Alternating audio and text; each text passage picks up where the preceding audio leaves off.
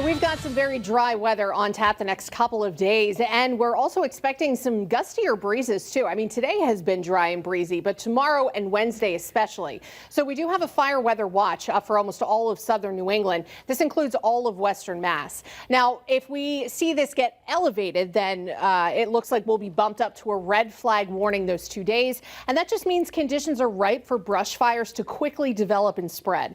We're talking wind gusts in excess of 30 miles an hour at times, both Tuesday and Wednesday, and some very low relative humidities.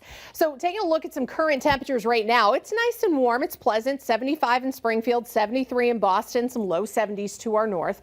We're going to get even warmer for tomorrow and then have a big dip in temperatures on Wednesday. So there's a bit of a roller coaster there. But our relative humidities, those are just going to stay incredibly low despite the temperature changes. So even tomorrow afternoon, relative humidities drop down to 20 to 30%.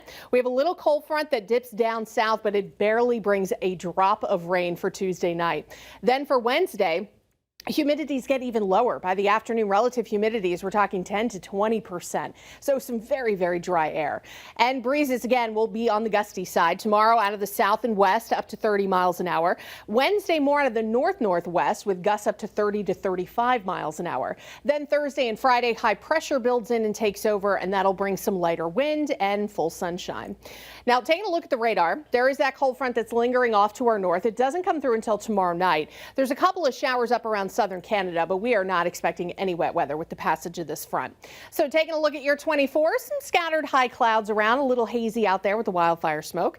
Overnight, we'll call it partly cloudy, might even have some low clouds and fog that develop across some of the valley locations through tomorrow morning.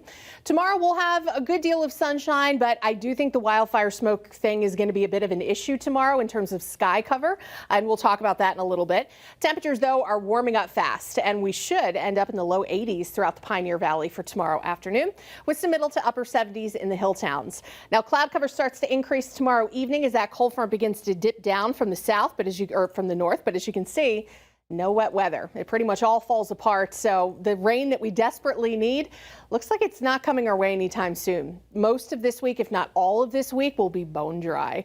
Now, taking a look at the temperature swing for tomorrow, not as impressive as today because tonight's not going to get nearly as cold. We're going to drop down to the 40s, I would say, for most, but no freezing temperatures tonight. And tomorrow, again, we're back up to around 80 degrees. But look at Wednesday's highs, 50s to low 60s. So that's going to be a pretty dramatic temperature swing. Plus, it'll be breezy, so it's going to feel even cooler.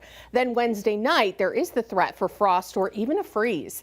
If you're looking for rain, doesn't look like anything's coming our way until this weekend. Timing-wise right now, looks like maybe late Saturday and Saturday night into early Sunday. Might get a decent soaking from it, which fingers crossed it does end up going that way.